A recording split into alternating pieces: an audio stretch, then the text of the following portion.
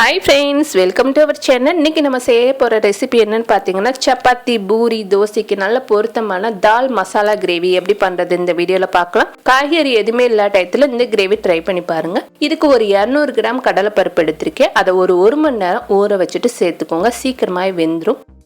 இப்போ ஊற வச்ச பருப்பை குக்கர்ல சேர்த்துட்டு ஒரு பிஞ்ச் அளவுக்கு மஞ்சத்தூள், கொஞ்சமா தண்ணி ஊத்தி நல்லா குழைவா இந்த மாதிரி வேக வச்சு எடுத்துக்கோங்க. இதை திருப்பி ஒரு தடவை நல்லா மசிச்சு எடுத்துக்கலாம். இந்த மாதிரி நீங்கள் டைரெக்டாக கூட சேர்த்துக்கலாம். பருப்பை கொஞ்சம் மசிச்சுட்டு சேர்க்கும்போது சப்பாத்திக்கு நல்லா டேஸ்ட்டாக இருக்கும். அடுத்து நம்ம ஒரு மசாலா ரெடி பண்ண போகணும். கடாய் ஹீட் பண்ணிவிட்டு 1 டேபிள் ஸ்பூன் அளவுக்கு கடலெண்ணெய் சேர்த்துக்கோங்க. இது கூட 1/4 டீஸ்பூன் மிளகு, 1/4 டீஸ்பூன் ஜீரகம், 1 டீஸ்பூன் அளவுக்கு சோம்பு, இது 3 சேர்த்துக்கலாம். சேர்த்ததுக்கு அப்புறமா இது கூட 3 பீஸ் கிராம்பு, ஒரு சின்ன துண்டு பட்டை, அன்னாச்சி பூவில் ஒரு 3 பீஸ் அளவுக்கு சின்ன பூவா எடுத்திருக்கேன். இப்போ இது கூட ஒரு 10 பீஸ் அளவுக்கு சின்ன வெங்காயம் கட் பண்ணிட்டு சேர்த்துக்கலாம். 2 மீடியம் சைஸ் தக்காளி, அதையும் சேர்த்துட்டு ஓரளவுக்கு வதக்கலாம். நம்ம வதக்கிட்டு அரைச்சி கொதிக்க வைக்க தான் போகிறோம். அதனால அதிக நேரம் வதக்கணும்னு அவசியம் இல்லை. இது கூட நீங்கள் விருப்பப்பட்டீங்கன்னா ஒரு சில்லு அளவுக்கு தேங்காய் கட் பண்ணிட்டு சேர்த்துக்கோங்க. தேங்காய் சேர்க்காமலும் இந்த கிரேவி பண்ணலாம். இப்போ நல்லா வதக்கி ஆற வச்சதுக்கு அப்புறமா கொஞ்சமாக கொத்தமல்லி சேர்த்து நல்லா நைஸ் விழுதா அரைச்சி எடுத்துக்கோங்க. இந்த மாதிரி அரைச்சதுக்கு அப்புறமா கடாய் ஹீட் பண்ணிட்டு ஒரு 3லேருந்து 4 டேபிள் ஸ்பூன் கடலெண்ணெய் சேர்த்துருக்கேன்.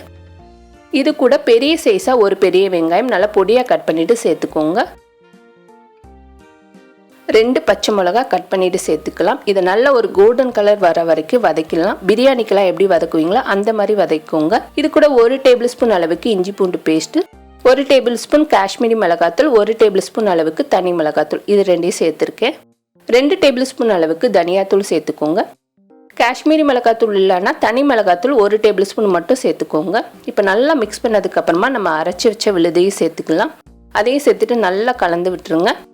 இப்போ நல்லா கலந்ததுக்கு அப்புறமா கொஞ்சமாக தண்ணி ஊற்றிக்கலாம். தண்ணி ஊற்றினதுக்கு அப்புறமா தேவையான அளவுக்கு உப்பு, இது கூட நம்ம வேக வச்ச பருப்பையும் சேர்த்துருங்க. சேர்த்துட்டு இன்னும் கொஞ்சம் தண்ணி சேர்த்துக்கலாம். ஒரு 1லேருந்து 1.5 கப் அளவுக்கு தண்ணி சேர்த்துக்கிற போகிறேன். இப்போ தண்ணி சேர்த்து நல்லா கொதிக்க ஆரம்பிச்சிருச்சு. இந்த டயத்தில் ஒரு 1/2 டேபிள் ஸ்பூன் அளவுக்கு கரம் மசாலா தூள் சேர்த்துக்கோங்க. கரம் மசாலா தூள் சேர்க்காமலும் செய்யலாம். சேர்த்து செய்யும்போது இன்னும் கொஞ்சம் கிரேவி நல்லா டேஸ்ட்டாக இருக்கும். இதை மூடி போட்டு ஒரு 20லேருந்து 25 நிமிஷம் நல்லா அடுப்பை சிம்மில் வச்சு கொதிக்க வச்சுக்கோங்க.